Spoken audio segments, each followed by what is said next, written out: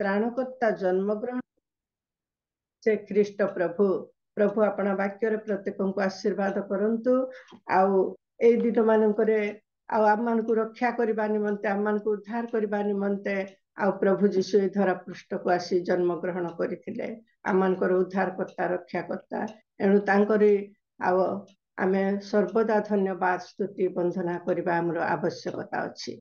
आसंतु मु प्रार्थना कला परे आउ गीत आराधना मध्य को जिबा। पवित्र पवित्र पवित्र अत्यंत दयालु प्रार्थना श्रवणकारी जीवित परमेश्वर तुम्हारी धन्यवाद देउछु प्रशंसा गौरव करूछु पिता तुम्हें उच्च उन्नत परमेश्वर सकल सृष्टिर स्रष्टा प्रभु भयंकर भययोग्य परमेश्वर हालेलुया राजा महान परमेश्वर प्रभु तुम्हें आमर तत्वावधान करूछ ए दिन हेन प्रति तुम्हें मनोयोगी अच्छ बोली धन्यवाद देउछि। सकल विषय तुम्हें आमर सहवर्ती परमेश्वर है जत्न तत्व नहीं ए 2024 सालर प्रभु शेष मास 12 मासर प्रभु पंचम दिन पर्यंत आमर सहवर्ती परमेश्वर है ए सुंदर प्रभात देखाई तुम निकटवर्ती हेबा निमंते सुंदर सुजोग दे अच्छ पिता धन्यवाद देउछि प्रशंसा गौरव करूछि प्रभु अनेक विषय तुमरी दास दासी माने प्रार्थना करी जाई अछंती सेमानकर प्रार्थना तुम्हें सुनी अछ बोली धन्यवाद देउछि पिता प्रशंसा गौरव करूछि। प्रिय प्रभु दया कर उपासना मध्य को हमें प्रभु पिता ए समय रे प्रभु उपासना आरंभ करिबु प्रभु तुम्हें दया कर आरंभ ठु शेष पर्यंत प्रत्येक स्थिर मन ज्ञान बुद्धि रे प्रभु पिता प्रभु स्थिर भाव में बसी तुमरी से जीवंत वाक्य प्रभु पिता हमें शुणिबु हे मोर परमेश्वर तुम्हें दया करी आशीर्वाद कर प्रभु आरंभ ठु शेष पर्यंत तुमरी उपस्थिति आम मान को पढ़ाई नियो नेटवर्क रो जेपरि कौन से प्रॉब्लम न हुए प्रभु तुम्हें आशीर्वाद कर आज जो मुख माने तुम्हें बाछी अछ व्यवहार करने को जाओ प्रत्येक को तुम्हें आशीर्वाद करी ऊर्धरु प्रभु तुम्हें आशीर्वाद कर तुम्हारे आत्मा को साहाय्य प्रभु आज उपासना को प्रभु आमे परिचालन करी पुणी प्रभु आशीर्वाद अनुग्रह प्राप्ति हो पारिबु समस्ते अनुग्रह कर आशीर्वाद मंगल कर बोली प्रिय प्रभु जीशु नाम रे भिक्षा मागु अछि पिता आमेन आमेन। ए समय रे आमाने आराधना करिबा आमान को मध्य रे समस्त प्रिय जनाशुना आउ प्रभुंकर दास अछंती आउ से परिवार को प्रभु बाछि छंती तांकर राज्य निमंते व्यवहार करी आसु अछंती आउ से प्रभुंकर दास संग्राम केशरी सिंह प्रभु तांको गोटे टैलेंट दे छंती आराधना करबा निमंते आ प्रभु से परिवार को अनुग्रह करी तांको राज्य निमंते व्यवहार करी आसु अछंती आमने ए समय रे आउ से दासों को प्रभुंकर दास संग्राम केशरी सिंह को आह्वान करबा आराधना करी प्रभु को निकटवर्ती कराइबे।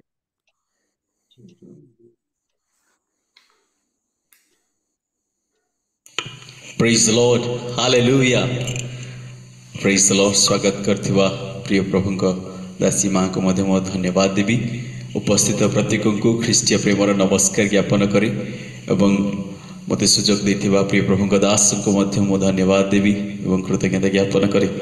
हालेलुया आमने की जदि खिड़की टिके खोलिबा प्रभुंकर गौरव हो। Hallelujah praise the Lord glory to God hallelujah प्रभुंकर महिमा हो गौरव हो सुंदर अवकाश प्रभुंकर ठारो आमने पाइछु तेणु सर्वप्रथम मुझीवित परमेश्वर को धन्यवाद देवी आज यही स्थान रे आपण मान सह किछि स्तुति प्रशंसा करने प्रभु अनुग्रह करी सुंदर अवकाश देते हेतु प्रभु को धन्यवाद देवी। आसतु आम किछि गीत गाई परमेश्वर को गौरव करवा जेहेतु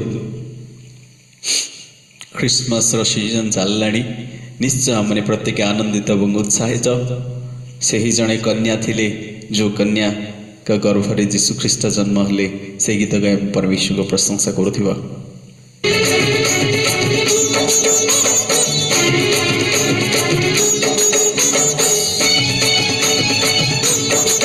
Hallelujah.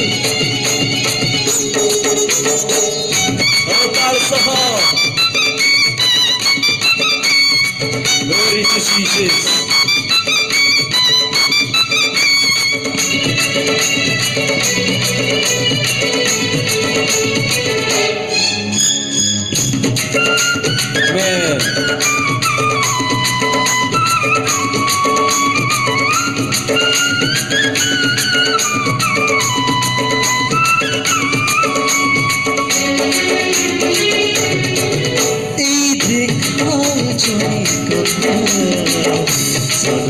ଦେଇଛି ଶିଶୁଟିଏ ସେ ଯେ କାନ୍ଦେ କୁଆ କୁଆ ସରଗର ରାଜା ସିଏ এই দেখা জনে কন্যা জন্ম ଦେଇଛି শিশুটিଏ ସେ ଯେ କାନ୍ଦେ କୁଆ କୁଆ ସରଗର ରାଜା ସିଏ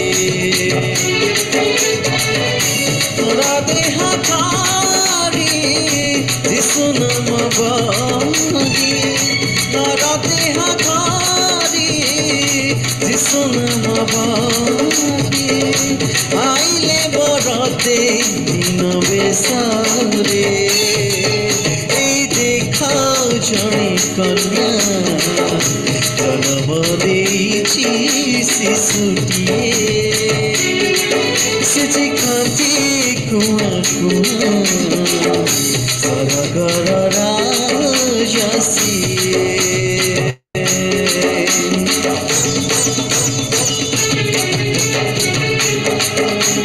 ପୂର୍ବ ଦେଶର ପଣ୍ଡିତ ମାନେ ସାରା ଜଗତର ମୁକ୍ତିକର୍ତ୍ତା जियामानकर परित्राण करता सही राजा अटंती राजा मानकर राजा प्रभु मानकर प्रभु जहाँकर सकल सृष्टि पूर्वर सृष्टि पर आउ कौन नाम नहीं सही जीवित परमेश्वर से एकमात्र अटंती जहाँकर स्तुति प्रशंसा मैंने प्रत्येक करुछु प्रतिज्ञात सुत होइछन्ति जात ए शुभ संवाद दी कहिगलेनी दूत जगतरे शान्ति मानवी मंगल उठे जय जयकारी शुभे प्रशंसा गीत देशे देशे पल्ली पुरे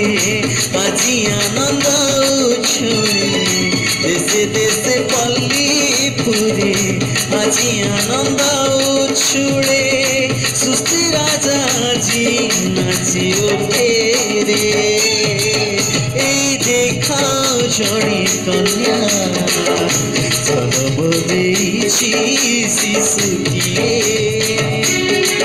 সে যে কান্দে কুয়া কুয়া सरगर राजा सिए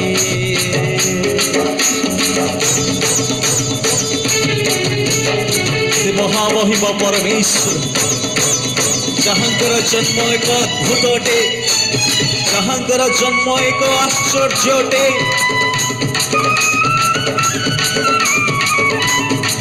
सारा पृथ्वी चकित पड़ता सारा जगत चकित पड़ता से सृष्टि राजांकर जन्म हालेलुया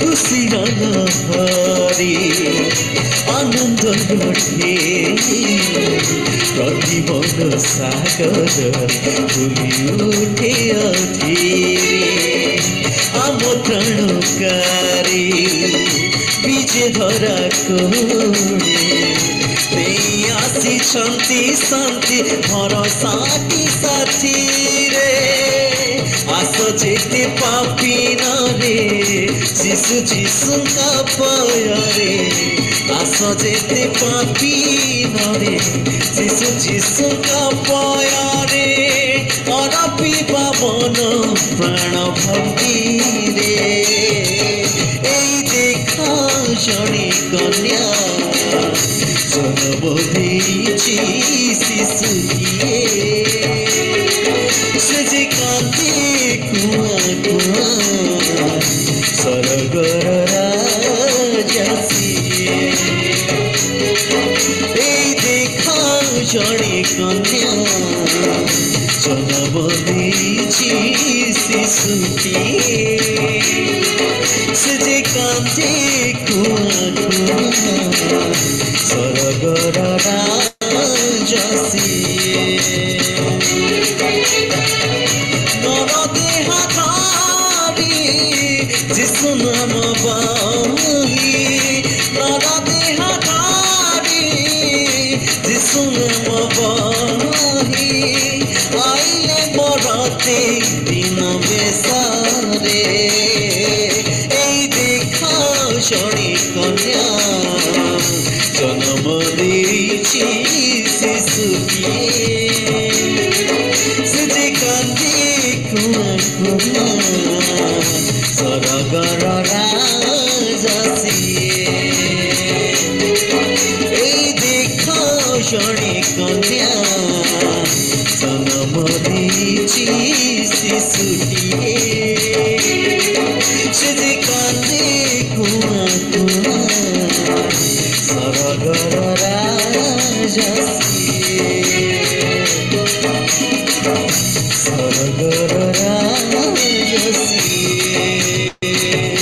সরগর রাজাসিয়ে हालेलुया हालेलुया प्रभुंकर गौरव हो प्रशंसा हो से सरगर राजा आमक मध्य जन्म ग्रहण करियछंती जहाँकर आनंद आमक पाई शांति आनिदिए जहाँकर आनंद आमको परित्राण आनिदिए जहाँकर आनंद आमक पाई जहाँकर जन्म आमको एक शुभ संवाद आनिदिए हालेलुया हालेलुया आमने समस्ते जानिथिबा गीत परमेश्वर को गौरव निमंते आ गोटे गीत गाय परमेश्वर को प्रशंसा करुथिबा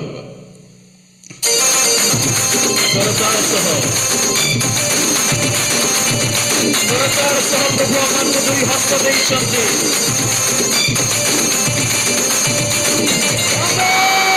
hallelujah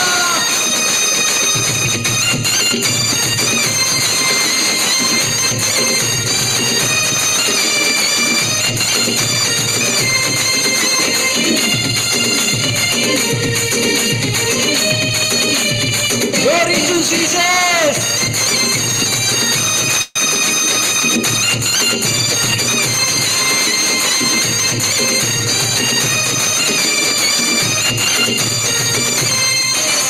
Jare bholna bege tu ja subhana takuni saudi ja jare bholna bege tu ja subhana takuni saudi बड़ू सफरा मटीरे फुटी सरग फूला बड़ू सफरा मटीरे फुटी सरग फूला उतार करता से आमजी सुराजा उतार करता से आमजी सुराजा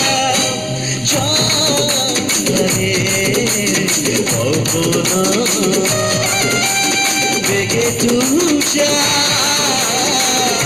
सुबह बारा पाकुने जाऊंगी गेता सुबह बारा पाकुने जाऊंगी गेता चलिए मन करो बोलिए पेपर रखना हालेलुया Sei amanकर गलार तलटंकी हालेलुया Glory to Jesus धन्यवाद हो रशा तुम्हारी जन्म कभिन्न करतिला मात्र आनंद आनी देइतिला hallelujah Glory to Jesus hallelujah amen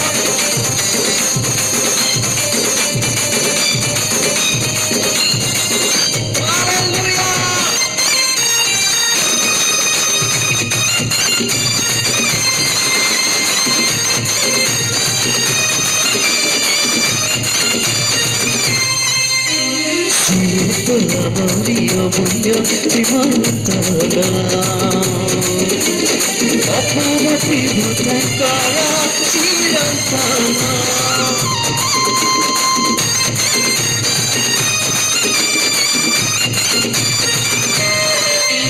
Sara Jagatari Sita Mahiyana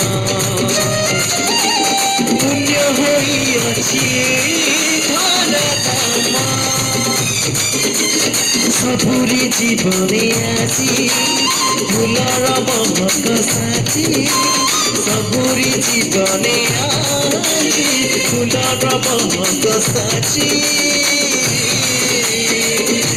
Ananda সুবাসনে মহকি thuja Ananda সুবাসনে মহকি thuja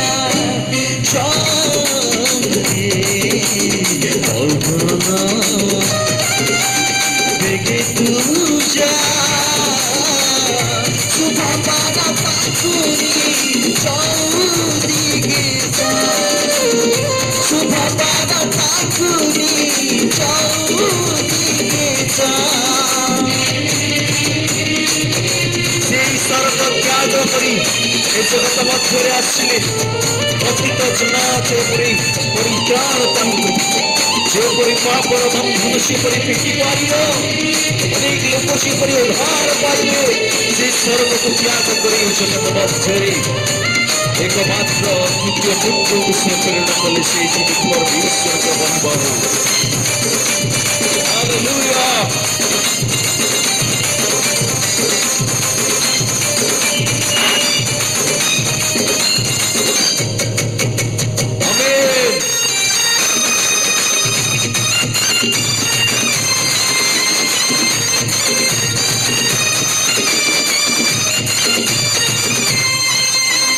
আসলি জগতে সে আছে যিশোর অতীত জন সফি জাগ জাগ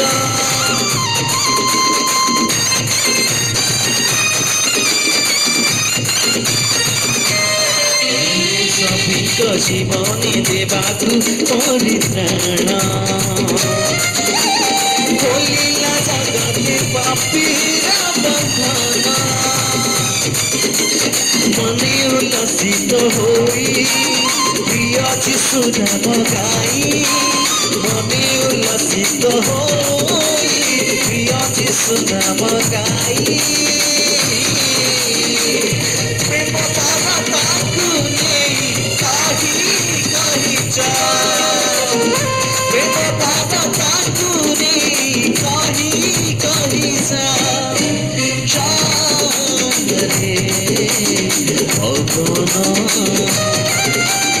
বেগে তুজা শুভা পারা পাখুরি চৌদিকে শুভা পারা পাখুরি চৌদিকে हालेलुया हालेलुया हालेलुया हालेलुया हमने अल्प समय चक्षु बंद करिबा जहांकर सृष्टि जहांकर ए जगत मध्य जन्म ग्रहण एक आश्चर्य थिला सेही अमनकर आश्रय एवं बल द्रुत सकाळ अति निकटवर्ती सहाय परमेश्वर तांको सान्निध्य तळको हमने आसु से बंधु परिबंधु अटंती तांको निकटको हमने आसु आपण आपण को हमने तांको निकटरे ढाली देवी प्रभात समय रे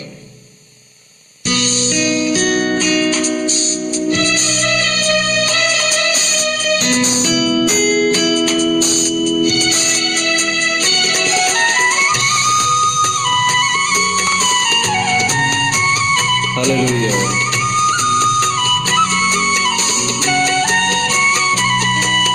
बंधु परिबंधु तुमे मो परि पापीरा बंधु परिबंधु तुमे मो परि पापीरा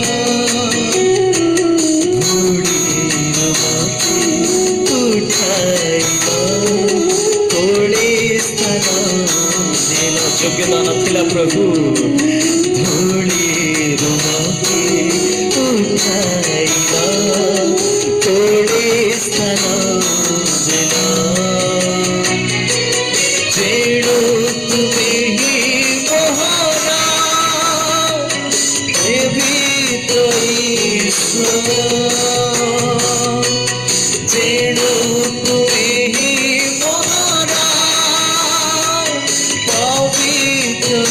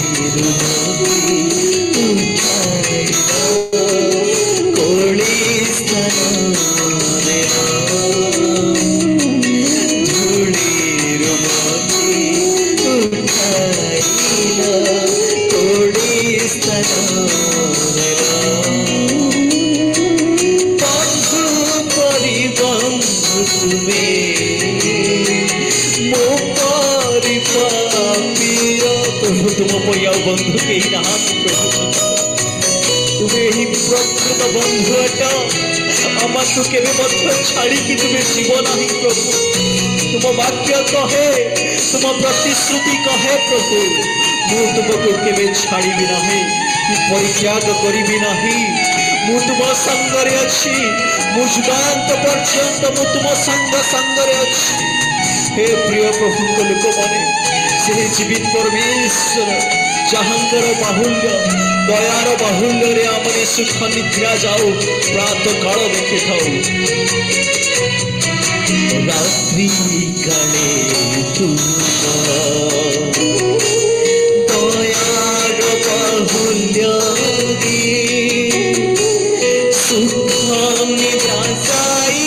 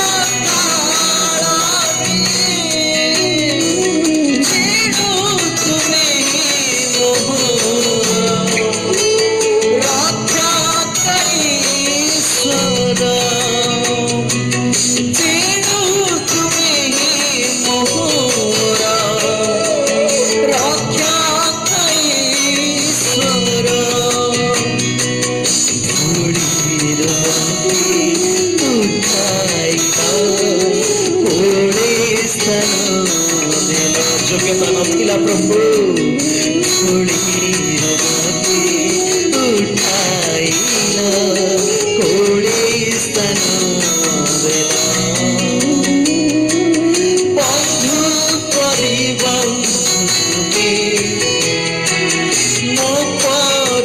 सत्य प्रभु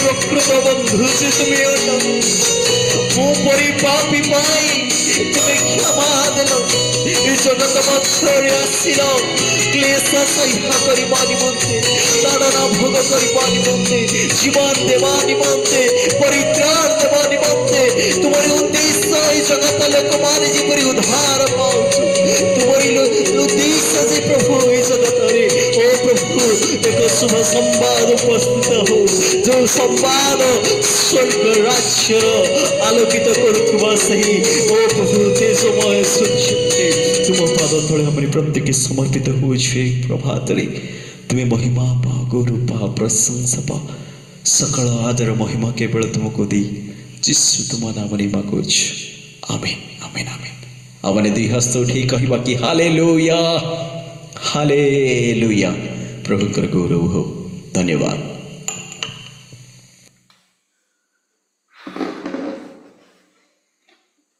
धन्यवाद दिए प्रभु दास को सुंदर भाव आम समस्ते करताली मारिबा।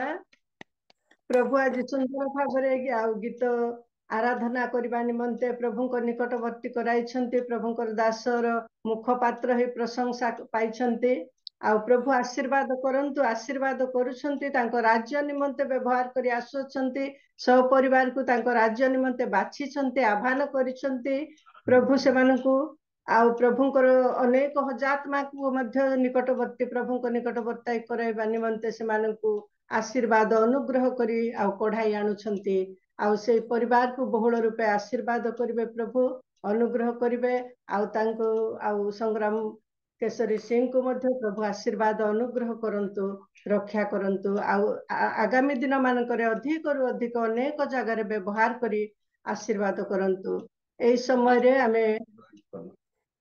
रे आमे प्रार्थना करिबा आमनक मध्य अछंती विजय कुमार दिगालाग्या प्रभुंक दास सार नमस्कार विजय कुमार दिगालाग्या अछंती हाँ भौणी अच्छे प्रार्थना करिवे आराधना करिथिबा प्रभुंक दास निमंते आउ वाक्य नहीं आसुथिबा प्रभुंक दास निमंते प्रार्थना करिवे आउ नेटवर्क रो जे कौन सी प्रॉब्लम न हुए आरंभ टू शेष पर्यंत प्रभुंक उपस्थिति रे समस्त बसी आउ प्रभुंकर सेवा आराधना करिबा सिथि निमंते प्रार्थना करिवे आसंतु प्रार्थना करबा प्रार्थना अनुरोध टिके हमरो प्राणरंजन पाणी मझिरे एक्सीडेंट हेतिला से संपूर्ण सुस्थता पाए प्रार्थना करंतु आसंतु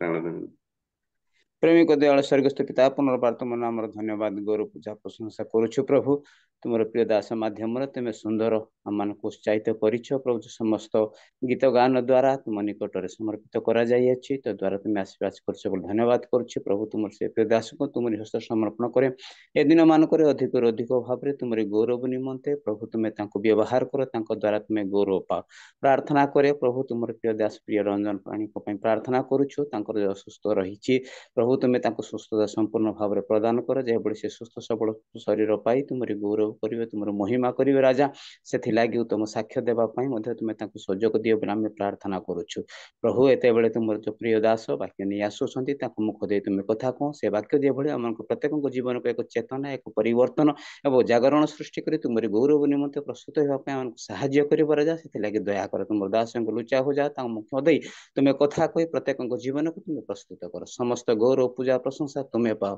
धन्यवाद प्रिय तुम प्रभु जीशु को नाम मागुछ पिता आमीन आमेन धन्यवाद आज्ञा प्रभु आशीर्वाद करंतु समस्त विषय रे प्रार्थना रे तोली धरिसंती आउ एई समय रे आम माने आह्वान करिबा प्रभुंकर दास जे वक्ता आजिर वक्ता आ वाक्य ने आस्थिबा वक्ता आउ आह्वान करिबा आउ से जने शांत स्वभाव विशिष्ट मनुष्य आउ प्रभु तांको आशीर्वाद करी अनुग्रह करिसंती अवसर आउ टीचर से थिले अवसर होइछंती पुणी प्रभुंकर राज्य निमंते मध्य प्रभु व्यवहार करी आसुछंती मंडली रो से मानकर मंडली रो आउ डिकन मध्य अछंती आउ समस्तंकर जणासुना प्रभु तांको आशीर्वाद करी अछंती अनुग्रह करी अछंती धीर स्थिर भाव रे से कथा कहंती ज्ञान रो सहित बुद्धि रो सहित वाक्य मध्य उत्तम रूप से परिवेषण करंती प्रभु से प्रकार ज्ञान देइछंती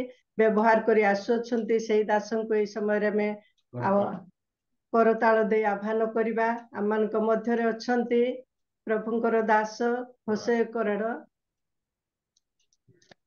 करताली दे आमे आह्वान करिबा नमस्कार आज्ञा नमस्कार नमस्कार नमस्कार आज प्रातकालीन उपासना जोग देथिबा प्रत्येक प्रभुंकर प्रिय दास दासी मानकु प्रभु जीशु ख्रीष्ट नाम रे नमस्कार जनाए हैप्पी क्रिसमस समस्त को क्रिसमस रो ईव ऑफ क्रिसमस आम जो क्रिसमस पूर्व ख्रीष्ट महोत्सव प्रतिपालन करुछु आ ए आनंद रे मु समस्त को स्वागत जनाउछि मु अत्यंत दुखित जे राति रे ही मु हैदराबाद रो पहुंचली तापरे जेतले आमनकर पोस्ट आज्ञा फोन करछंती मो मोबाइल हैंग हो जाउछि मोबाइल बिल्कुल खोलुनी आम घरे भी व्यस्त होउछंती फोन करी कुओ मोर मोबाइल हैंग हो जाउछि मु रिसीव करि पारनी सेति पई दुखित जे मु आजी टिके ऑकवर्ड फील कली भल लागिलानी जे व्यस्त हेले समस्ते ସୁନ୍ଦର ଭାବରେ ନିଶ୍ଚିତ ଭାବରେ ସିଂ ଭାଇ ଗୀତ ବୋଲିଥିବେ, ପ୍ରାର୍ଥନା ସବୁ ହେଇଥିବ। ମୁଁ ତାହିଁର ସହଭାଗୀ ହେଇପାରିଲି ନାହିଁ, ଦୁଃଖିତ, କିନ୍ତୁ ମୁଁ ୟୁଟ୍ୟୁବ ରେ ତାହା ଶୁଣିବି। ଆପଣମାନଙ୍କର ସ୍ନେହ ସମ୍ପର୍କ ଆଉ ଧୈର୍ଯ୍ୟ ସକାଶେ ମଧ୍ୟ ମୁଁ ଧନ୍ୟବାଦ ଜଣାଉଛି। ପ୍ରଭୁ ଗୌରବାନ୍ୱିତ ହୁଅନ୍ତୁ। ଆମେ ଚଳିତ ମାସ ଡିସେମ୍ବର ମାସ 1 ତାରିଖରୁ ପ୍ରଭୁ ଯୀଶୁ ଖ୍ରୀଷ୍ଟଙ୍କର ଜଗତକୁ ଆସିବା, ମାନବ ରୂପେ ଆସିବାର କାରଣ ସମସ୍ତ ବା ଖ୍ରୀଷ୍ଟ ଜନ୍ମୋତ୍ସବ ଆମେ ପ୍ରତିପାଳନ କରି ଆସୁଛୁ। ଅନେକ ବିଷୟ ଆମେ ଶୁଣିକି ଆସିଛୁ ବିଭିନ୍ନ ଜୁମ୍ ମାଧ୍ୟମରେ। ତଥାପି ଆମେ ପୁନର୍ବାର ଆଜି ସେ ବିଷୟରେ ଆଲୋଚନା କରିବା, କାରଣ ଏଇ ମାସ ସାରା ପ୍ରାୟ ଆମଙ୍କର ଡିସେମ୍ବର 24 ପର୍ଯ୍ୟନ୍ତ ଯେଦିନ ଆମଙ୍କର ଏଇ ଜୁମ୍ ମିଟିଂ ଚାଲୁଥିବ, ପ୍ରଭୁଙ୍କର ବିଭିନ୍ନ ଦାସ ଦାସୀ ମାନେ ଏଇ କଥା ହିଁ କହିବେ ବିଭିନ୍ନ ମାଧ୍ୟମରେ। ଆସନ୍ତୁ ଆମେ ଆଜି ଆଲୋଚନା କରିବା ଲୁକ ତାର 2 ଅଧ୍ୟାୟ ଆଉ 10-11।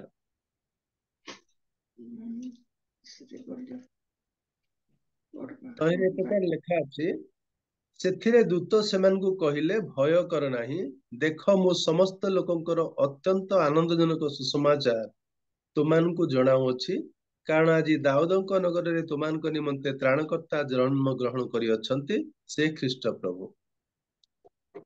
ଆମେ ଆଜିର ବାକ୍ୟକୁ ଶିରୋନାମ ଏ ପ୍ରକାର ଦେଇପାରିବା, ଆନନ୍ଦଜନକ ସୁସମାଚାର। ଆନନ୍ଦଜନକ। ଏ ସୁସମାଚାରରେ ଆନନ୍ଦ କଣ ଅଛି? ସ୍ୱର୍ଗର ଦୂତମାନେ ଏଇ କଥା ପ୍ରକାଶ କରୁଛନ୍ତି ଯେ ମନୁଷ୍ୟ ଜାତି ପାଇଁ, ପୃଥିବୀ ପାଇଁ ଆନନ୍ଦର ସୁସମାଚାର ଆସିଛି। ଆନନ୍ଦଜନକ ସୁସମାଚାର, ଯେଉଁ ସୁସମାଚାରରେ ଆନନ୍ଦ ହିଁ ଭରପୁର ଅଛି, ଆନନ୍ଦର ସୀମା ନାହିଁ। ସେ ଆନନ୍ଦ ସବୁ କଣ ଆମେ ଅଳ୍ପ ସମୟ ମଧ୍ୟରେ ଆଲୋଚନା କରିବା। ପ୍ରଭୁଙ୍କର ମହତ୍ ଉଦ୍ଦେଶ୍ୟ ଥିଲା ଯେ ପରମେଶ୍ୱର ମନୁଷ୍ୟକୁ ଯେତେବେଳେ ସୃଷ୍ଟି କଲେ, ନିଜ ସାଦୃଶ୍ୟରେ ସୃଷ୍ଟି କଲେ, ପ୍ରଥମ ଉଦ୍ଦେଶ୍ୟ ହଉଛି ସେ ନିଜ ସାଦୃଶ୍ୟରେ ସୃଷ୍ଟି କରିଥିବାରୁ ମନୁଷ୍ୟ ସହିତ, ଅର୍ଥାତ୍ ପରମେଶ୍ୱର ମନୁଷ୍ୟକୁ ନିଜ ପାଖରେ ରଖିବା ପାଇଁ ସେ ଇଚ୍ଛା କରିଥିଲେ। ତେଣୁ ଏଦନରେ ସେମାନଙ୍କୁ ରଖିଥିଲେ ଆଉ ପ୍ରତିଦିନ ସେମାନଙ୍କ ସହିତ ସାକ୍ଷାତ କରୁଥିଲେ। ପବିତ୍ରତା ସେମାନଙ୍କ ନିକଟ ରହୁଥିଲା। ତଥାପି ଯେତେବେଳେ ମନୁଷ୍ୟ ଅବାଧ୍ୟତା ହେତୁ ସେଇ ପବିତ୍ର ସାନ୍ନିଧ୍ୟ ହରାଇଲା, ଈଶ୍ୱରଙ୍କର ପବିତ୍ର ସହଭାଗିତା ହରେଇଲା, ତା ସହିତ ସେ ଅନନ୍ତ ଜୀବନ ହରେଇଲା। କାରଣ କୁହାଯାଇଛି, ଯେଉଁଦିନ ତୁମେ ସେଇ ଫଳ ଭୋଜନ କରିବ ଆଉ ସେଇଦିନ ତୁମ ମୃତ୍ୟୁ ଘଟିବ। ଶାରୀରିକ ଭାବରେ ମୃତ୍ୟୁ ନ ଘଟିଲେ ମଧ୍ୟ ଅନନ୍ତ ମୃତ୍ୟୁ ଘଟିଲା। ପରମେଶ୍ୱରଙ୍କର ଇଚ୍ଛା ହେଲା ଯେ ଏ ନିଜ ସାଦୃଶ୍ୟରେ ଗଢିଥିବା ମନୁଷ୍ୟକୁ ଅନନ୍ତ ମୃତ୍ୟୁରୁ ଉଦ୍ଧାର କରିବା ପାଇଁ, ନିଜ ପାଖରୁ ହଟି ଯାଇଥିବା, ଦେଖନ୍ତୁ ପରମେଶ୍ୱର ହଉଛନ୍ତି ପବିତ୍ର, କୌଣସି ଅପବିତ୍ରତା ତାଙ୍କ ନିକଟରେ ରହିବ ନାହିଁ। ଯେତେବେଳେ ଆଦମ ହବା ଅପବିତ୍ର ହେଲେ, ଅପବିତ୍ରତା କଣ ନା ଈଶ୍ୱରଙ୍କର ଆଜ୍ଞାକୁ ଲଙ୍ଘନ କରିବା, ଈଶ୍ୱରଙ୍କୁ ଅଗୌରବ କରିବା, ଈଶ୍ୱରଙ୍କର କଥା ନ ଶୁଣିବା, ଈଶ୍ୱରଙ୍କୁ ନ ମାନିବା, ଏହା ହିଁ ସେମାନଙ୍କୁ ଅପବିତ୍ର କଲା। ତେଣୁ ପବିତ୍ର ପରମେଶ୍ୱରଙ୍କର ସାନ୍ନିଧ୍ୟ ଅପବିତ୍ର ମନୁଷ୍ୟ ପ୍ରାପ୍ତି ହେବା ଅସମ୍ଭବ। ତେଣୁ ପରମେଶ୍ୱର ସେମାନଙ୍କୁ ଏଦନରୁ ବାହାର କଲେ। କିନ୍ତୁ ସେଇ ସମୟରୁ ହିଁ ପରମେଶ୍ୱର ପ୍ରତିଜ୍ଞା କଲେ ଯେ ତାଙ୍କ ଅଦ୍ୱିତୀୟ ପୁତ୍ରଙ୍କ ଦ୍ୱାରା ମାନବ ଜାତିର ପରିତ୍ରାଣ ସାଧନ କରିବେ। ଆଉ ସେଇଥିପାଇଁ ହିଁ ପ୍ରଭୁ ଯୀଶୁ ଖ୍ରୀଷ୍ଟ ଏଇ ଜଗତକୁ ଆସିଲେ। ତେଣୁ ଆନନ୍ଦ କଣ ନା ଯେଉଁ ମନୁଷ୍ୟ ପରମେଶ୍ୱରଙ୍କର ସାନ୍ନିଧ୍ୟ ହରାଇଲା, ପରମେଶ୍ୱରଙ୍କ ସହିତ ରହିବା ସୁଯୋଗକୁ, ଅପୂର୍ବ ସୁଯୋଗକୁ ସେ ହରେଇ ଦେଲା, ଅନନ୍ତ ଜୀବୀ ହେ ରହିବା ସୁଯୋଗ ହରେଇ ଦେଲା, ସେଇ ମନୁଷ୍ୟ ଜାତି ପାଇଁ ପରମେଶ୍ୱର ଆହୁରି ସହଭାଗିତା ପ୍ରଦାନ କରିବା ପାଇଁ, ଅନନ୍ତ ଜୀବୀ କରାଇବା ପାଇଁ, ନିଜ ନିକଟରେ ରଖିବା ପାଇଁ ଯୋଉ ଯୋଜନା ପ୍ରସ୍ତୁତ କଲେ, ତାହା ହିଁ ଆନନ୍ଦ, ସେଇ ମହାନନ୍ଦ। ତେଣୁ କଣ ନା ପରିତ୍ରାଣକୁ ଫେରି ପାଇବା, ହରେଇଥିବା ପରିତ୍ରାଣ। ତେଣୁ ମାଥିଓ ତାର 1:21 ଲେଖା ଅଛି, କେହି ଯଦି ପଢିକି ସାହାଯ୍ୟ କରିବେ, ଅଳ୍ପ ସମୟ ମତେ ସାହାଯ୍ୟ କରିବା ଦରକାର। ମାଥିଓ 1:21। ସେ ପୁତ୍ର ପ୍ରସବ କରିବେ, ଆଉ ତୁମେ ଯାହାଙ୍କ ନାମ ଯୀଶୁ ଦେବ, କାରଣ ସେ ଆପଣା ଲୋକମାନଙ୍କୁ ସେମାନଙ୍କର ସମସ୍ତ ପାପରୁ ପରିତ୍ରାଣ କରିବେ।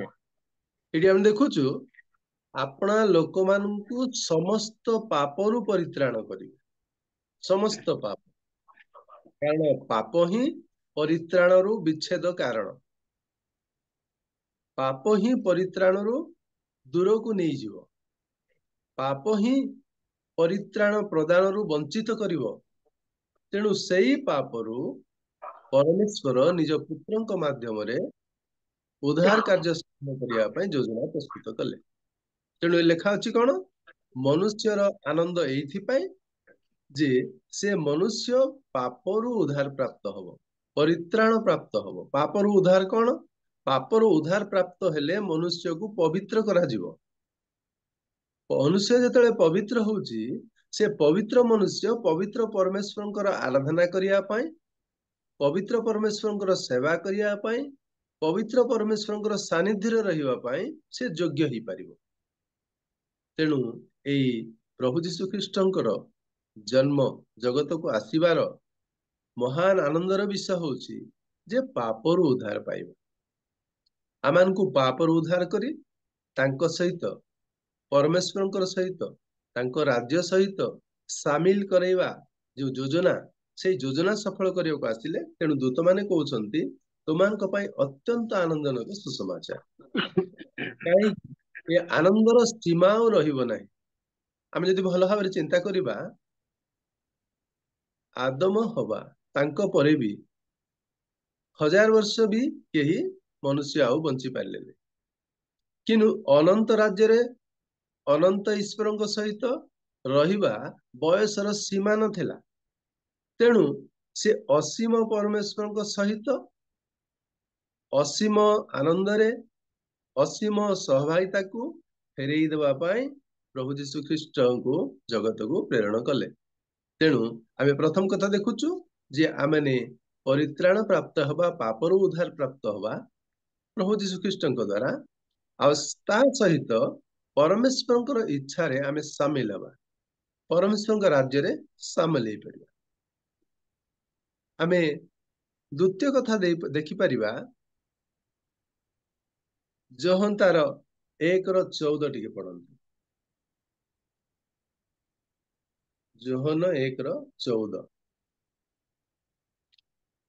ତହିଁରେ ପ୍ରକାର ଲେଖା ଅଛି, ଆଉ ସେଇ ବାକ୍ୟ ଦେହବନ୍ତ ହେଲେ, ପୁଣି ଅନୁଗ୍ରହ ଓ ସତ୍ୟରେ ପରିପୂର୍ଣ୍ଣ ହୋଇ ଆମମାନଙ୍କ ମଧ୍ୟରେ ବାସ କଲେ, ଆଉ ପିତାଙ୍କ ଠାରୁ ଆଗତ ଅଦ୍ୱିତୀୟ ପୁତ୍ରଙ୍କ ମହିମା ସଦୃଶ୍ୟ ଆମେ ତାହାଙ୍କ ମହିମା ଦେଖିଲୁ। ଏଇଠି ଆମେ ଗୋଟେ ଅଂଶ ଏଠି ସ୍ପର୍ଶ କରିପାରିବା ବା ବୁଝିପାରିବା ଆମମାନଙ୍କୁ ଜାଣିବା ପାଇଁ ଯେ ସେହି ବାକ୍ୟ ଦେହବନ୍ତ ହେଲେ, ଅର୍ଥାତ୍ ଭିଜିବୁଲ, ଦୃଶ୍ୟମାନ ହେଲେ। ଯେଉଁ ପରମେଶ୍ୱରକୁ ମାନବ ଜାତି ଦେଖି ପାରୁନଥିଲେ, ସେଇ ପରମେଶ୍ୱରଙ୍କୁ ଖ୍ରୀଷ୍ଟ ଯୀଶୁଙ୍କ ମାଧ୍ୟମରେ ଦେଖିବା ପାଇଁ। ଦେଖନ୍ତୁ, ପରମେଶ୍ୱରଙ୍କର ଗଭୀର ପ୍ରେମ ଏଇଠୁ ହିଁ ପ୍ରକାଶ ହୁଏ। ତାଙ୍କର ଗଭୀର ପ୍ରେମ କଣ ନା, ପାପ ସକାଶେ ମନୁଷ୍ୟ ମୋ ସାନ୍ନିଧ୍ୟରୁ, ମୋ ନିକଟରୁ ହଟି ଯାଉଛନ୍ତି। ତେଣୁ ସେମାନଙ୍କୁ ପାପରୁ ଉଦ୍ଧାର କରି ମୋ ନିକଟରେ ରଖିବାକୁ ପଡିବ। ଏଇଟା ପରମେଶ୍ୱରଙ୍କର ଇଚ୍ଛା, ପରମେଶ୍ୱରଙ୍କ ପ୍ରେମ। ତାପରେ ପରମେଶ୍ୱର ଚାହୁଁଛନ୍ତି ଯେ ମୁଁ ପବିତ୍ର, ମନୁଷ୍ୟ ମୋ ସହିତ ରହିବା ପାଇଁ ପବିତ୍ର ହବାକୁ ପଡିବ। ପବିତ୍ରତା ବିହୁନରେ ସେ ମୋ ନିକଟରେ ରହିପାରିବ ନାହିଁ। ତେଣୁ ଭିଜିବୁଲ ଈଶ୍ୱର ପ୍ରଭୁ ଯୀଶୁ ଖ୍ରୀଷ୍ଟ ଯେତେବେଳେ ଦେହବନ୍ତ, ଦେଖନ୍ତୁ ସେଠି ସ୍ପଷ୍ଟ ଭାବରେ ଲେଖା ଅଛି, ଆଉ ସେହି ବାକ୍ୟ ଦେହବନ୍ତ ହେଲେ। ବାକ୍ୟ ପ୍ରଭୁ ଯୀଶୁ ଖ୍ରୀଷ୍ଟ, ବାକ୍ୟ ଦ୍ଵାରା ସମସ୍ତ ସୃଷ୍ଟି, ବିଶ୍ୱ ବ୍ରହ୍ମାଣ୍ଡ ସୃଷ୍ଟି ହେଇଛି। ସେଇ ବାକ୍ୟ କଣ ହେଲେ ଦେହବନ୍ତ ହେଲେ ଅର୍ଥାତ୍ ଭିଜିବୁଲ ଦୃଶ୍ୟମାନ ମନୁଷ୍ୟ ଜାତି ଯେମିତି ସେଇ ସମୟରେ ପ୍ରଭୁ ଯୀଶୁ ଖ୍ରୀଷ୍ଟଙ୍କୁ ଦେଖିବେ ଆଉ ପିତାଙ୍କ ପ୍ରେମ ତାଙ୍କ ଠାରୁ ପାଇବେ ଅର୍ଥାତ୍ ତାଙ୍କ ପ୍ରେମ ପିତା ତାଙ୍କ ଅନୁଗ୍ରହ ପିତା ତାଙ୍କର ଇଚ୍ଛା ପିତା ତାଙ୍କ ସମସ୍ତ ବିଷୟ ଖ୍ରୀଷ୍ଟ ଯୀଶୁଙ୍କ ମାଧ୍ୟମରେ ପ୍ରକାଶ କରିବା ପାଇଁ ଆଉ ସିଏ ଭିଜିବୁଲ ଅର୍ଥାତ୍ ମନୁଷ୍ୟ ରୂପ ଧାରଣ କରି ଜଗତକୁ ପଠେଇଲେ। ତେଣୁ ଏଇ ପ୍ରଭୁ ଯୀଶୁ ଖ୍ରୀଷ୍ଟଙ୍କର ଜନ୍ମ ସମୟ ଆମମାନଙ୍କ ପାଇଁ ଆନନ୍ଦର ବିଷୟ କରିବା ପାଇଁ ଦୃଶ୍ୟମାନ ଭାବରେ ପରମେଶ୍ୱର ଆମଙ୍କ ସହିତ ରହିଲେ ଦୃଶ୍ୟମାନ ଭାବରେ। ତାର ଅର୍ଥ ନୁହେଁ ଯେ ଆଜି ବି ପ୍ରଭୁ ଯୀଶୁ ଖ୍ରୀଷ୍ଟ ଦେଖା ଯାଉଛନ୍ତି ସେଇ କଥା ମୁଁ କହୁନି ନା ସେଇ ସମୟରେ ସେ ମନୁଷ୍ୟ ରୂପ ଧାରଣ କରି ଯେତେବେଳେ ଜଗତକୁ ଆସିଲେ ସ୍ୱର୍ଗସ୍ଥ ପବିତ୍ର ପରମେଶ୍ୱର ସିଏ ତାଙ୍କ ପୁତ୍ରଙ୍କ ମାଧ୍ୟମରେ ଆପଣଙ୍କୁ ପ୍ରକାଶ କରୁଛନ୍ତି ସେଇ ବାକ୍ୟ ମାଧ୍ୟମରେ ଆପଣଙ୍କୁ ପ୍ରକାଶ କରୁଛନ୍ତି। ବାକ୍ୟ ଶରୀର ରୂପ ଧାରଣ କରି ଆସିଲେ କାରଣ ଏହା ହିଁ ଈଶ୍ୱରଙ୍କର ପ୍ରେମ। ଆମେ ଯେମିତି ଈଶ୍ୱରଙ୍କୁ ଜାଣିପାରିବା ଈଶ୍ୱରଙ୍କୁ ଦେଖିପାରିବା ଈଶ୍ୱର ଯେ ମନୁଷ୍ୟ ପ୍ରତି ଏତେ ଆକୁଳ ଏତେ ବ୍ୟାକୁଳ ମନୁଷ୍ୟର ଉଦ୍ଧାର ପାଇଁ ଏହା ଈଶ୍ୱରଙ୍କର ପୁତ୍ର ପ୍ରଭୁ ଯୀଶୁ ଖ୍ରୀଷ୍ଟ ଜଗତରେ ମାନ ରୂପ ଧାରଣ କରି ଆସିବା ଦ୍ଵାରା ପ୍ରକାଶ ପାଉଛି। ଯଦି ଆମେ ସେଇ ଜୋନ୍ 14 6-10 ଟିକେ ପଢିଦବା 6 ରୁ 10 14 ଟିକେ ପଢିବେ ଆଜି ଜୋନ୍ 14 6 ରୁ 10 ମୁଁ ପଢୁଛି। ଯୀଶୁ ତାହାଙ୍କୁ କହିଲେ ମୁଁ ପଥ ସତ୍ୟ ଓ ଜୀବନ ମୋ ଦେଇ ନ ଗଲେ କେହି ପିତାଙ୍କ ନିକଟକୁ ଯାଏ ନାହିଁ। ଯଦି ତୁମ୍ଭେମାନେ ମତେ ଜାଣିଥାନ୍ତ ତାହେଲେ ମୋହର ପିତାଙ୍କୁ ମଧ୍ୟ ଜାଣିଥାନ୍ତ। ଏବେ ହେଁ ତାହାଙ୍କୁ ଜାଣୁଅଛ ଓ ତାହାଙ୍କୁ ଦେଖୁଅଛ। ଫିଲିପ ତାହାଙ୍କୁ କହିଲେ ପ୍ରଭୁ ଆମ୍ଭମାନଙ୍କୁ ପିତାଙ୍କ ଦର୍ଶନ କରାନ୍ତୁ ତାହା ଆମ୍ଭମାନଙ୍କ ନିମନ୍ତେ ଯଥେଷ୍ଟ। ଯୀଶୁ ତାହାଙ୍କୁ କହିଲେ ଫିଲିପ ଏତେ କାଳ ମୁଁ ତୁମ୍ଭମାନଙ୍କ ସଙ୍ଗରେ ଅଛି ଆଉ ତୁମ୍ଭେ କଣ ମତେ ଜାଣିଲ ନାହିଁ?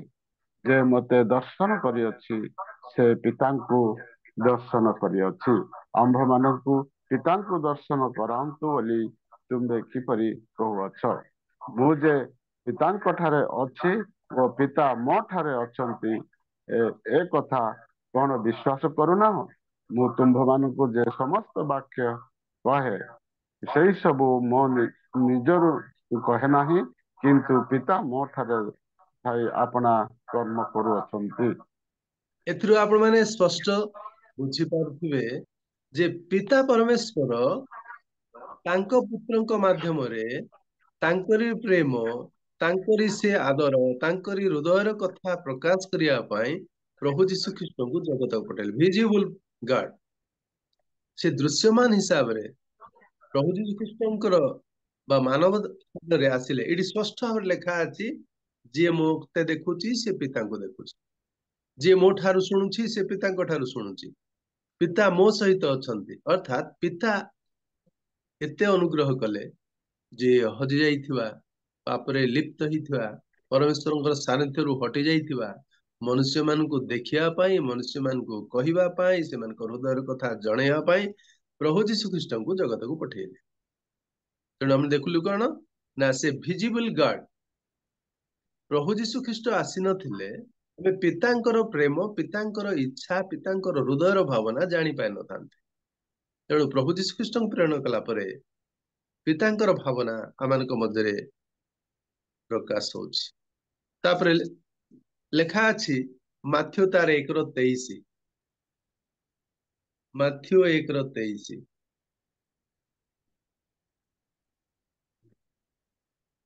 ତହିଁରେ ଏ ପ୍ରକାର ଲେଖା ଅଛି ଦେଖ ଜଣେ କନ୍ୟା ଗର୍ଭବତୀ ହୋଇ ପୁତ୍ର ପ୍ରସବ କରିବେ ଆଉ ଲୋକେ ତାହାଙ୍କ ନାମ ଇମାନୁଏଲ ଦେବେ। ଏହି ନାମର ଅର୍ଥ ଆମମାନଙ୍କ ସହିତ ଈଶ୍ୱର। ଆମେ ଗୋଟିଏ ପରେ ଗୋଟିଏ ଦେଖୁଛୁ ଯେ ପରମେଶ୍ୱର ପରିତ୍ରାଣ ସାଧନ କରାଇବା ପାଇଁ ଖ୍ରୀଷ୍ଟଙ୍କୁ ପଠେଇଲେ।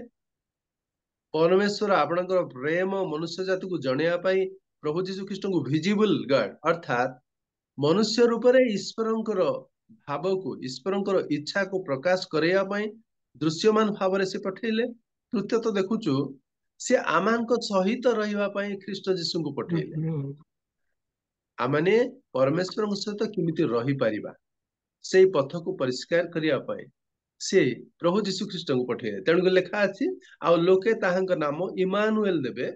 यही नामर अर्थ आमान सहित ईश्वर। आदम हवा ईश्वर सानिध्य हरइले।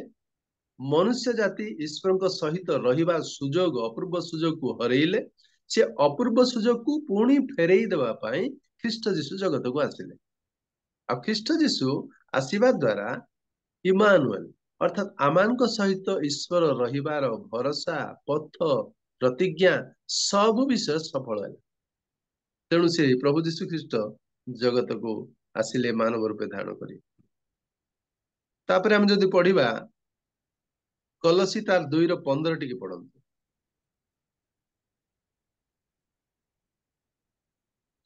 कलसी 2:15 ସମସ୍ତ ଆଧିପତ୍ୟ ଓ କର୍ତ୍ତାପଣର ଅସ୍ତ୍ରଶସ୍ତ୍ର ଛଡାଇ ପ୍ରକାଶରେ ସେମାନଙ୍କ ପ୍ରଦର୍ଶନ ପୂର୍ବକ ପୃଷ୍ଠରେ ବିଜୟ ଯାତ୍ରା କରିଅଛନ୍ତି। देखंतु समस्त आधिपत्य और कर्तापण आधिपत्य और कर्तापण शैतान पाखरे थिला। शैतान मनुष्य जाति उपरे कर्तृत्व करुथिला पापरे डुबाई मारिबा पाई। अनंत जीवन जिमिति मनुष्य कदापि आ केबे देखि परिबो नै सेति से कर्तृत्व करथिला। प्रभु जीशु ख्रीष्ट जगत को आसी से निजको क्रूस रे बलि देवा द्वारा से पापर कर्तृत्व शैतान कर्तृत्व से संपूर्ण उद्धार कले। तेणु यह हूँ आमान आनंदजनक सुसमाचार। प्रभु ठारू पापी मनुष्य केबे प्रभु सहित रही पारिबनी। तेणु प्रभु ठारू विच्छेद करथिबा शैतान रे आधिपत्य कर्तृत्व पापर राजत्व तहिरु उद्धार करिया पई प्रभु जीशु ख्रीष्ट ए जगत को आसिले। तापर हम जो देखिया फिलिपी 2:5-8 पढ़िबा नै बदे विलंब होची। कौन ना ह्यूमैनिटी प्रकृत मानव टिके पढ़ी दियंतु 2:5 ଖ୍ରୀଷ୍ଟ ଯୀଶୁଙ୍କର ଯେପରି ମନ ଥିଲା ସେଇଟା ତ ଆଜ୍ଞା ସେଇଟା ଖ୍ରୀଷ୍ଟ ଯୀଶୁଙ୍କର ଯେପରି ମନ ଥିଲା ତୁମ୍ଭମାନଙ୍କର ସେହିପରି ମନ ହଉ। ସେ ଈଶ୍ୱର ରୂପୀ ହେଲେ ଈଶ୍ୱରଙ୍କ ସହିତ ସମାନ ହୋଇ ରହିବା ନିଜ ନିମନ୍ତେ ଧରି ରଖିବାର ବିଷୟ ମନେ କଲେ ନାହିଁ, କିନ୍ତୁ ମନୁଷ୍ୟ ସଦୃଶ୍ୟ ହୋଇ ଦାସ ରୂପ ଧାରଣ କରି ଆପଣାକୁ ଶୂନ୍ୟ କଲେ। ଦେଖନ୍ତୁ ସେ ଈଶ୍ୱର ମନୁଷ୍ୟ ରୂପରେ ଆସିଲେ, ଦାସ ରୂପ ଧାରଣ କଲେ, ମୃତ୍ୟୁ ଭୋଗ କଲେ, ପରମେଶ୍ୱରଙ୍କୁ ସନ୍ତୁଷ୍ଟ କଲେ। ମନୁଷ୍ୟ ପରମେଶ୍ୱରଙ୍କୁ ଅର୍ଥାତ ପବିତ୍ର ଈଶ୍ୱରଙ୍କୁ ସନ୍ତୁଷ୍ଟ କରିବା ଅସମ୍ଭବ ବିଷୟ। ତେଣୁ ପ୍ରଭୁ ଯୀଶୁ ଖ୍ରୀଷ୍ଟ ଜଗତକୁ ଆସିବା ଦ୍ୱାରା प्रभु जीशु ख्रीष्ट को विश्वास करिया द्वारा जड़े परफेक्ट ह्यूमैनिटी गोटे पूर्ण मनुष्य गोटे पवित्र मनुष्य किमिति आचरण करिवो ताहा ख्रीष्ट जीशु ही सिखाइबे। तेणु जगत को ख्रीष्ट जीशु आसीवा द्वारा ए मनुष्य जे गोटे संपूर्ण देखंतु प्रभु जीशु ख्रीष्ट को सेति पई कहला पूर्ण मनुष्य पूर्ण ईश्वर। परमेश्वर सादृश्य रे मनुष्य गढ़ा जाइछंती, से माने पूर्ण मनुष्य किंतु ईश्वर सादृश्य रे गढ़ा जाइछंती। ईश्वर पवित्रता मनुष्य पाखर रहिबा कथा मनुष्य पाखर रही पारला नहीं। तेणु ख्रीष्ट जीशु आसिला परे ख्रीष्ट जीशु को विश्वास करी मनुष्य आ से पूर्ण मनुष्य पूर्ण ईश्वर तत्व जीवन धारण करि परिबो एई विषय शिक्षा आपण प्रभु जीशु ख्रीष्ट आसिले। तेणु जगत जगतवासी मनुष्य समाज आउ सी निश्चित भाव महानंद पाइब। जगतवासी आनंदजनक सुसमाचार जे आमने मनुष्य हेले ईश्वर स्वभाव आम जीवन में धारण कर संभव हो पार केवल प्रभु जीशु ख्रीष्ट जगत रे जन्म लाभ करिया द्वारा आ पिता परमेश्वर इच्छा को से जगत रे प्रतिपालन करिया द्वारा ए समस्त विषय संभव हो पारुछि। गोटे कथा ଆଉ ଗୋଟେ ଆମେ ଦେଖିବା, ଆଉ ଗୋଟେ ଦିଟା ଦେଖି ସାରିଦବା, କାରଣ ନିଶ୍ଚିତ ଆପଣ ମାନେ ଆଉ ସମୟ ସକାଶେ ବ୍ୟସ୍ତ ହଉଥିବେ। ଯେ ଆଉ ଗୋଟେ କଥା କଣ ନା, ଈଶ୍ୱରଙ୍କର ରାଜ୍ୟ ଆମମାନଙ୍କ ମଧ୍ୟରେ ସ୍ଥାପନ କରିବା ପାଇଁ ସେ ଆସିଥିଲେ। ଆମେ ଲୁକ ତାର 17:21 ଦେଖିବା, ମାଥିଓ 4:17 ଦେଖିବା। ମାଥିଓ 4:17 ଟିକେ ଦେଖନ୍ତୁ। ମାଥିଓ 4।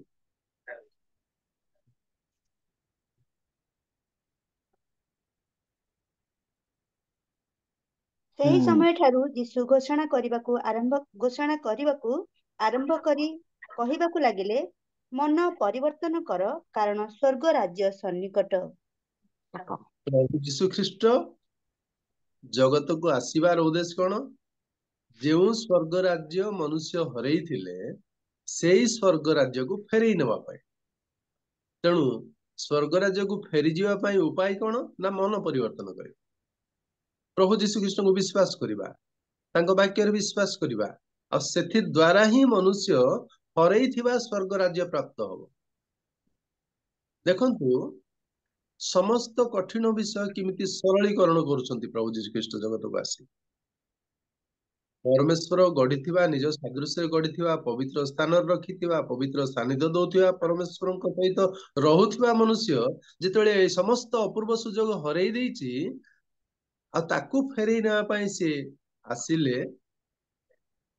ତା ମଧ୍ୟରେ କଣ ନା, ସ୍ୱର୍ଗ ରାଜ୍ୟକୁ ଫେରେଇ ନେବା ପାଇଁ, ଈଶ୍ୱରଙ୍କର ବାସସ୍ଥଳୀକୁ ଫେରେଇ ନେବା ପାଇଁ।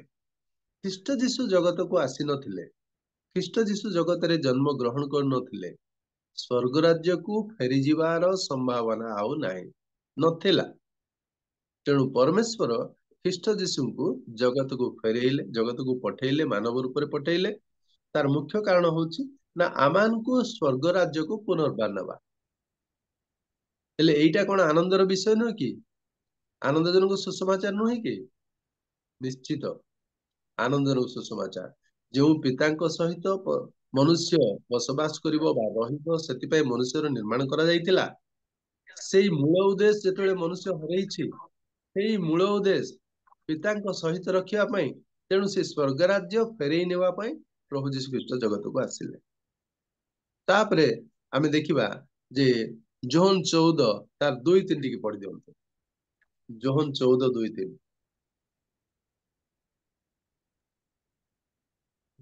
ଆଉ ଦେଖ, ପିତାଙ୍କ ଗୃହରେ ତାହାଙ୍କ ଅନେକ ସମ୍ମୁଖରେ ବାସସ୍ଥାନ ଅଛି। ଜଣେ ଜଳୋଦର ରୋଗରେ ପୀଡ଼ିତ ଲୋକ ଥିଲା। 14, ଜୋହନ 14।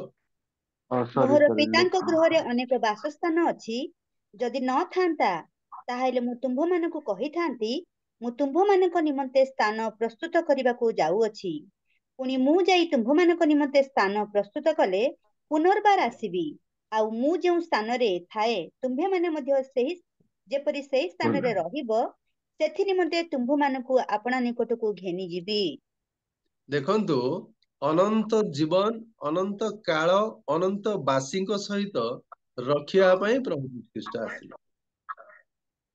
ଆଦମ ହବା ହରେଇଥିବା ସୁଯୋଗ ପ୍ରଭୁ ଯୀଶୁ ଖ୍ରୀଷ୍ଟ ଜଗତକୁ ଆସି ଜଗତବାସୀକୁ ଅନନ୍ତ ରାଜ୍ୟ ପ୍ରଦାନ କରିବା ପାଇଁ, ଅନନ୍ତ ଜୀବନ ପ୍ରଦାନ କରିବା ପାଇଁ ଆସିଲେ। ସେଥିପାଇଁ ଆମେ ଯଦି ପ୍ରକାଶିତ ତାର 21:3-4 ଟିକେ ପଢିଦବା, ତହିଁରେ ବି ଆହୁରି ଭଲ ହବ। ଆଉ ମୁଁ ସିଂହାସନ ମଧ୍ୟରୁ ଗୋଟିଏ ମହାଶବ୍ଦ ଏହା କହିବାର ଶୁଣିଲି, ଦେଖ, ମନୁଷ୍ୟମାନଙ୍କ ମଧ୍ୟରେ ଈଶ୍ୱରଙ୍କ ବାସସ୍ଥାନ ଅଛି। ସେ ସେମାନଙ୍କ ସହିତ ବାସ କରିବେ, ଆଉ ସେମାନେ ତାହାଙ୍କ ଲୋକ ହେବେ। ପୁଣି ଈଶ୍ୱର ସ୍ୱୟଂ ସେମାନଙ୍କ ସଙ୍ଗରେ ରହିବେ ଓ ସେମାନଙ୍କୁ ଚକ୍ଷୁରୁ ସମସ୍ତ ଅଶ୍ରୁଜଳ ପୋଛିଦେବେ। ମୃତ୍ୟୁ ଆଉ ଘଟିବ ନାହିଁ, ଶୋକ କି କ୍ରନ୍ଦନ କି ବ୍ୟଥା ଆଉ ହେବ ନାହିଁ, କାରଣ ପୂର୍ବ ବିଷୟ ସବୁ ଲୋପ ପାଇଅଛି। ଦେଖନ୍ତୁ, ଏଇଠି ବହୁତ ସୁନ୍ଦର ପ୍ରତିଜ୍ଞାପନ ରହିଛି। ଖ୍ରୀଷ୍ଟ କଣ ପାଇଁ ଆସିଲେ ନା, ସେ ଈଶ୍ୱରଙ୍କର ବାସସ୍ଥାନକୁ ଫେରେଇ ନେବା ପାଇଁ ଆସିଲେ, ଯେଉଁ ବାସସ୍ଥାନରେ ଆଉ ଶୋକ କ୍ରନ୍ଦନ ନାହିଁ, ମୃତ୍ୟୁ ନାହିଁ। ସେଇ ବାସସ୍ଥାନରେ ଅନନ୍ତ ଜୀବୀ ମନୁଷ୍ୟ ରହିବେ। ତେଣୁ ସେ ଅନନ୍ତ ଜୀବୀ କରେଇବା ପାଇଁ, ଅନନ୍ତ ରାଜ୍ୟରେ ପ୍ରବେଶ କରାଇବା ପାଇଁ, ଆଉ ନିଜ ସହିତ ରଖିବା ପାଇଁ ପ୍ରଭୁ ଯୀଶୁ ଖ୍ରୀଷ୍ଟଙ୍କୁ ପିତା ପରମେଶ୍ୱର ଜଗତକୁ ପଠେଇଲେ। ତେଣୁ ଆମେ ଆଜିର ପ୍ରସଙ୍ଗକୁ ଆଜିର ଆଲୋଚନାକୁ କହିପାରିବା ଆନନ୍ଦଜନକ ସୁସମାଚାର। ଆମେ ଆନନ୍ଦ କଣ ପାଇଁ କରିବା ନା ଆମକୁ ଉଦ୍ଧାର କରିବା ପାଇଁ ଖ୍ରୀଷ୍ଟ ଯୀଶୁ ଆସିଲେ।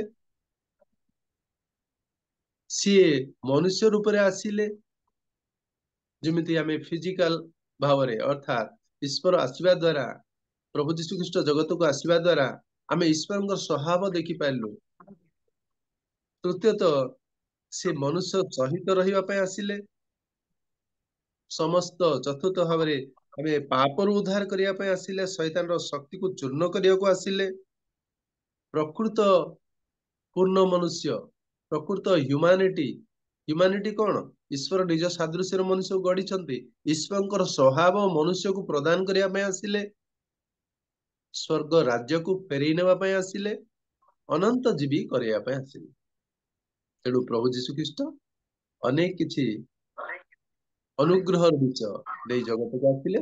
ତେଣୁ ଏହା ଆମମାନଙ୍କ ପାଇଁ ଆନନ୍ଦଜନକ ସୁସମାଚାର। ପ୍ରଭୁ ଆମମାନଙ୍କୁ ଏଇ ବାକ୍ୟ ଦ୍ୱାରା ବହୁଳ ଭାବରେ ଆଶୀର୍ବାଦ କରନ୍ତୁ। ମୁଁ ପୁନର୍ବାର କହୁଛି, ମୁଁ ଦୁଃଖିତ ଯେ ପ୍ରାରମ୍ଭରୁ ଆଟେଣ୍ଡ କରିପାରିଲି ନାହିଁ। ଆଉ ଆମମାନଙ୍କର ଆଜିର ପରିଚାଳିକା ମାକୁ ଅନେକ ଅନେକ ଧନ୍ୟବାଦ। ସେ ଧୈର୍ଯ୍ୟର ସହିତ ଅପେକ୍ଷା କଲେ ମୁଁ ଆସିବା ପର୍ଯ୍ୟନ୍ତ, ଆଉ ସେଥିପାଇଁ ଧନ୍ୟବାଦ ଦଉଛି। ମୁଁ ପରେ ଆପଣମାନଙ୍କର ଗୀତ ମଧ୍ୟ ଶୁଣିବି, ମତେ ବି ଭଲ ଲାଗିବ। ପ୍ରଭୁ ଆମମାନଙ୍କୁ ଆଶୀର୍ବାଦ କରନ୍ତୁ। ନମସ୍କାର, ଧନ୍ୟବାଦ।